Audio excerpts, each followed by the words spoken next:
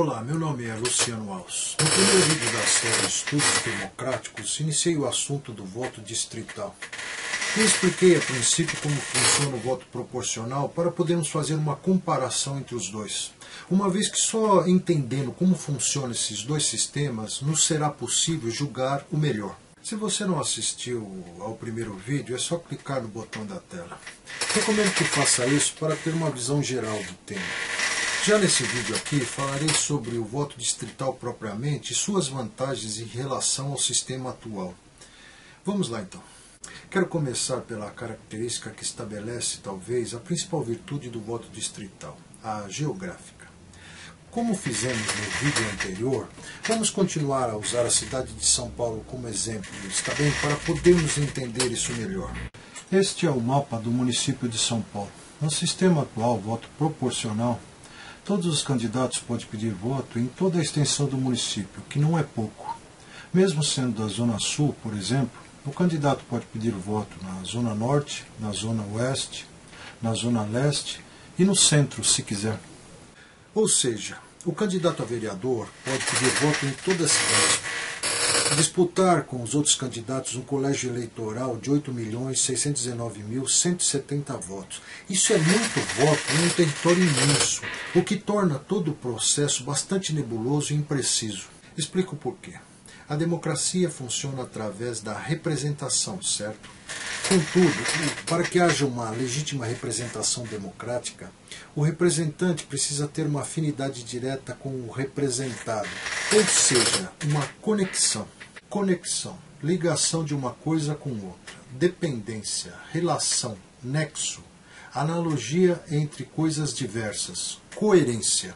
Bem, em um universo tão grande quanto uma grande cidade, essa conexão, essa ligação entre representante e representado fica enfraquecida pela distância nesse sistema atual.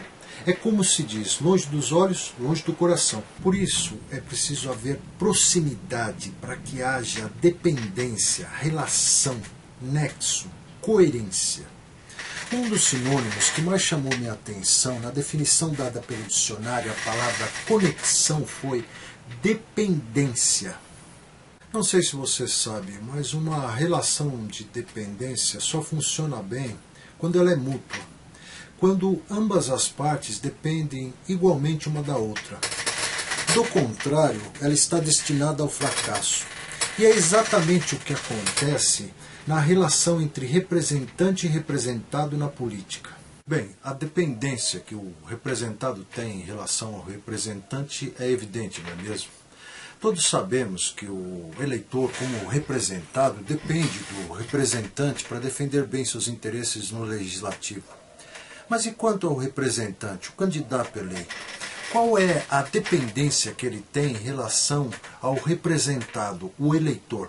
No sistema atual, esta dependência se encontra quase que exclusivamente no momento do voto. Depois que o candidato conseguiu o voto e se instalou no poder, ele praticamente, por um período de 4 anos, não depende mais do eleitor. Vamos analisar uma situação hipotética para entendermos melhor isso. Digamos que você, como eleitor, vá até a Câmara Municipal de São Paulo reclamar. No seu bairro está faltando vagas nas creches da prefeitura e você gostaria que alguém resolvesse esse problema. Chegando lá, você procura um vereador qualquer para tratar do assunto, já que nesse sistema não faz diferença com qual deles você fale. Hipoteticamente falando, digamos que ele esteja mais preocupado em cuidar dos seus próprios interesses e não tenha tempo para trabalhar na solução do seu problema. Afinal, faltam só 3 anos e pouco para o término do seu mandato e ele precisa se preocupar com sua reeleição. Hipoteticamente falando, claro. Sendo assim, qual é a arma que você tem contra essa displicência? Contra esse desinteresse do representante do povo em resolver os assuntos públicos? A arma que você tem é o voto. Você pode esperar esses 3 anos e pouco e não votar nele? Votar em outro, certo? Contudo, em um universo eleitoral do tamanho da cidade de São Paulo, com 8 milhões e pouco de eleitores, seu voto é totalmente insignificante para ele. O que fazer então? Sendo assim, você poderia tentar usar do seu poder de eleitor e o ameaçar dizendo que se ele não resolver o problema das vagas das creches da prefeitura, ou pelo menos não se esforçar ao máximo para tentar resolvê-lo, nas próximas eleições você faria campanha contra ele. Você não iria votar nele, sua família não iria votar nele, e você iria falar para todos os seus amigos também não votarem nele. É uma das únicas coisas que você poderia fazer em uma situação dessas, não é mesmo? Agora, qual é a conta que ele faria em sua cabeça se não fosse um vereador comprometido com o serviço público? Ele pensaria, hipoteticamente, claro: eu tenho um universo de 8.619.170 votos, ou 8.619.169 votos agora para pleitear. No que esse cara fazendo campanha contra mim em seu bairro pode me afetar? Se eu não conseguir voto no bairro dele, na pior das hipóteses, tem o resto da cidade inteira para isso. Então não vejo porque tenha que resolver o problema desse babaca. Não tenho motivo prático algum para isso. Agora vamos analisar essa mesma situação, só que no sistema de voto distrital. A primeira grande diferença a ser observada é que, como na cidade de São Paulo tem 55 vereadores, esse município seria dividido em 55 distritos. E se você pegar 8.619.170 votos e dividir por 55, chegará ao total de 156.712 votos. 150 mil para arredondar. Logo, a primeira grande mudança nessa mesma situação seria que o vereador não teria 8 milhões e pouco de votos para pleitear. Ele teria só 150 mil. Essa é a primeira grande e significante diferença. Outra mudança importante seria que ele teria de pleitear esses votos em um local específico, no distrito onde mora e por onde se candidata. Então, quais seriam as consequências dessas novas regras? Primeiro, para você como eleitor que foi até a Câmara Municipal pedir para que ele solucionasse os problemas das vagas nas creches municipais e não foi atendido por pura e absoluta displicência, hipoteticamente falando, é claro, nessa nova situação as coisas mudariam totalmente. Você saberia a que vereador pedir auxílio e aonde ele vai buscar seus votos. E ele saberia que você sabe. E saberia que o número de votos que terá para pleitear nas próximas eleições é bem menor. Sendo assim, saberia que cada voto vale muito mais. Esse vereador faria outra conta totalmente diferente na cabeça nessa situação. Porque ele iria somar o seguinte: espera aí, esse cara sabe onde eu me elegi. Ele é lá do meu distrito. Se ele fizer campanha contra mim, meu prejuízo eleitoral pode ser bastante significante. Além do mais, o que ele está me pedindo é legítimo. Então é melhor me mexer, senão eu posso dançar. Veja que nessa situação as perspectivas de ambas as partes mudam totalmente. Sua condição de eleitor diante do representante do seu distrito modificou-se completamente.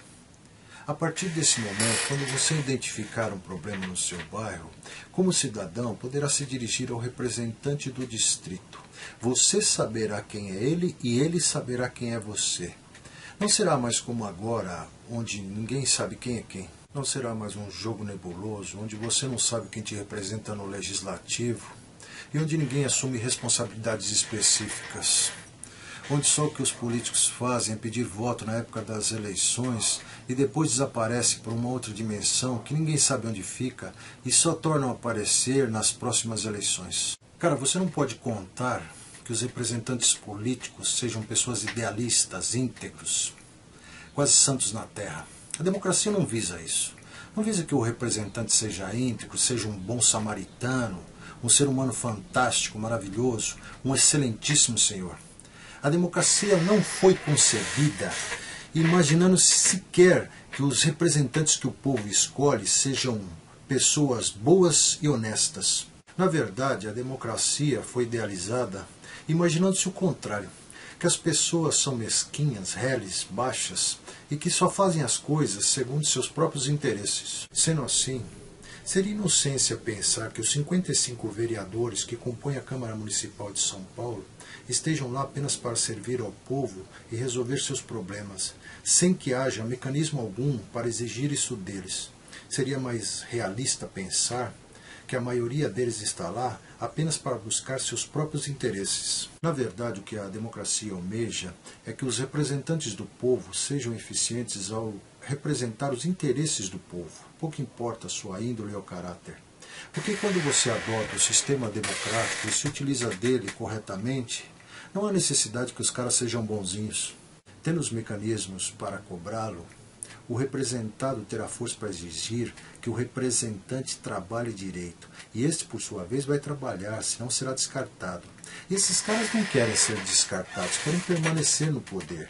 Em geral, quem se candidata a um cargo público quer fazer carreira na política. Veja bem, não tenho nada contra isso. Se é isso que o cara quer e tem competência para tal, ele deve realmente seguir essa carreira e deve ganhar bem também. Mas a questão primordial é que ele trabalhe direito e represente eficientemente o seu eleitorado. E isso só o voto distrital possibilita. No entanto, assisti um vídeo de um cara que é contra o voto distrital. O nome dele é Daniel Fraga. O endereço do vídeo dele está aí na tela. Quem tiver curiosidade em analisar uma argumentação contrária à minha, é só clicar no botão que aparece na tela. Eu quis saber quais os argumentos que o levavam a ser contra o voto distrital, já que eu sou totalmente partidário desse sistema. É sempre bom a gente se confrontar com uma argumentação contrária. Isso nos faz fortalecer nossas crenças ou abandoná-las. Dos dois modos é positivo. Então eu assisti esse vídeo e um dos argumentos que o Daniel usou foi que o voto distrital tira toda a possibilidade de escolha do eleitor, porque os partidos nesse sistema distrital teriam que centralizar todos os seus esforços em um único candidato por distrito. Bem, esta é uma maneira de enxergar as coisas. Mas se você enxergar do ponto de vista dos partidos, verá que esta não é uma desvantagem, mas sim uma vantagem para a sociedade. Isso é ótimo, porque o candidato eleito não será somente o representante do eleitorado no distrito, mas também o representante do partido no distrito. A principal virtude desse sistema é a identificação.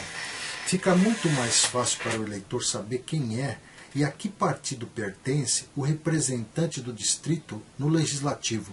Simplificando, se o cara for competente, o partido vai lucrar com isso. Mas se o cara for incompetente, o partido vai se fuder no distrito.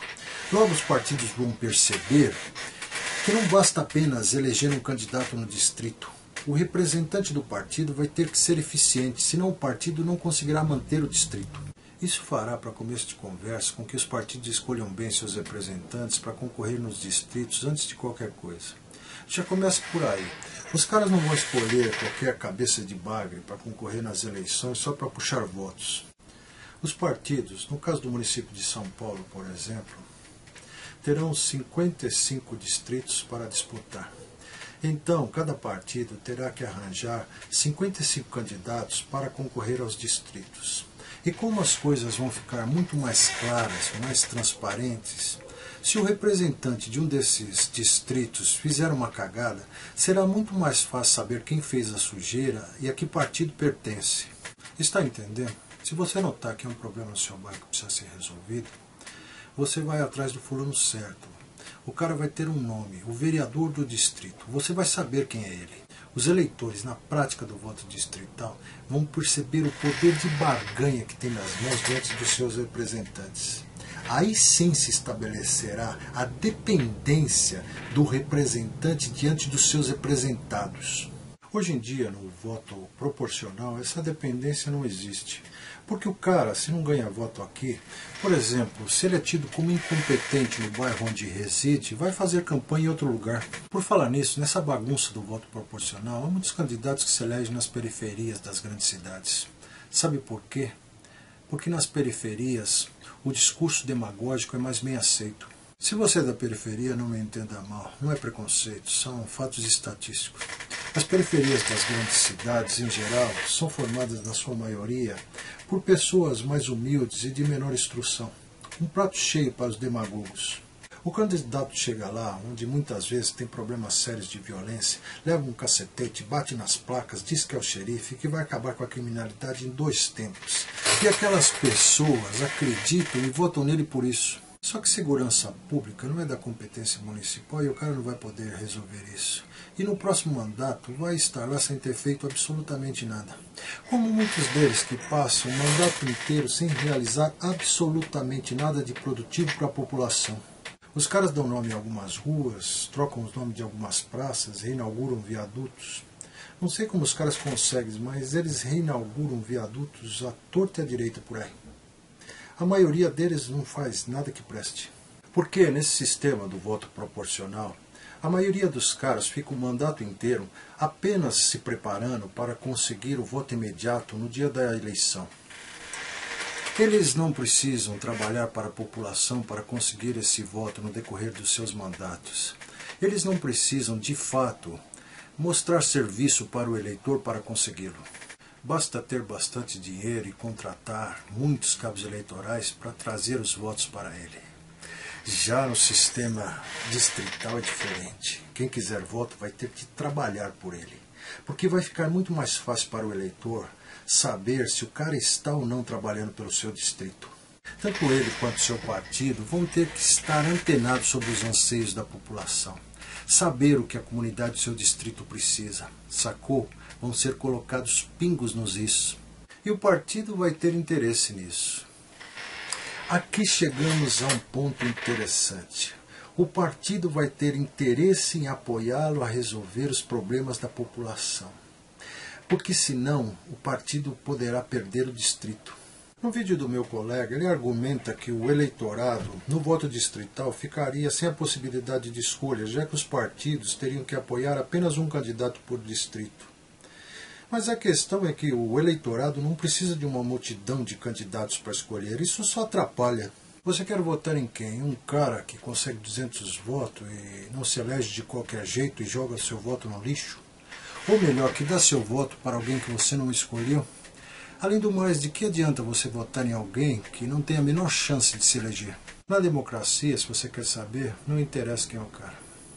O que interessa mesmo é que ele represente bem seu eleitorado. O resto pouco importa. O voto distrital é um sistema em que todos os envolvidos têm interesse em resolver os problemas da população. Os eleitores vão sentir que podem cobrar do representante do distrito e terão meios para isso. O representante, percebendo isso, saberá que precisará trabalhar se quiser se reeleger no próximo mandato. Assim como seu partido irá apoiá-lo porque terá óbvio interesse em que seu representante no distrito se reeleja. Por isso, é até interessante que os partidos não tenham vários candidatos para concorrer por um mesmo distrito. É muito salutar que os partidos, internamente, escolham um único representante para concorrer ao distrito e aposte todas as suas fichas nele. Porque aí, quando esse cara tiver que resolver um problema no distrito, recorrerá ao partido. E como o partido saberá que ele é sua única aposta naquele distrito, vai apoiá-lo. Vai apoiá-lo e vai mobilizar toda a sua bancada para conseguir resolver o problema da população. Hoje os partidos não têm compromisso com ninguém a não ser com eles mesmos. Essa é que é a verdade. Os partidos querem apenas uma bancada o maior possível para conseguir os benefícios do jogo político. Eles não têm a necessidade de se mexer para nada, a não ser para proveito próprio. Daniel, em seu vídeo, argumentou também que o sistema distrital acabaria com a pluralidade partidária, que esse sistema logo reduziria o número de partidos a 2 grandes partidos antagônicos. Não consigo ver onde esse monte de partidos beneficia a população. Percebo sim que isso beneficia apenas alguns políticos que montam partidos à torta e à direita para depois ser custeados pelo dinheiro público. E nas épocas das eleições, alugá-los para quem paga mais. Ele mencionou também o caso do Tiririca. Este é um caso emblemático. Mas o que importa para o partido dele se ele vai ser competente em sua função ou não? Sabe, o que importa para o partido dele é que nas próximas eleições ele conte uma nova piada no horário eleitoral e as pessoas, já de saco cheio dos políticos, digam: se não tem ninguém que presta mesmo, vamos votar nesse infeliz. Ele é simpático, é engraçado e a musiquinha dele até que é legal. Deixa ele lá mais 4 anos. Se a gente tá na merda, pelo menos o Tiririca fica numa boa. Isso é suicídio político. Não é possível que um analfabeto funcional, que me desculpe o Tiririca, seja o deputado federal mais bem votado do país, o recordista de votos da nação. Algo não está certo nessa conta quando isso acontece, penso eu. Contudo, pode ser que haja uma lógica matemática ou razões obscuras nisso tudo mais profundas do que minha inteligência possa alcançar, não me permitindo enxergar que isso esteja certo. Pode ser, tudo é possível, mas acho que não. Acho que tudo isso é uma grande pilantragem que estão fazendo contra o povo. Agora, cada um decida por si mesmo. No próximo vídeo, para encerrar o assunto, darei alguns exemplos do voto distrital na prática. Até lá.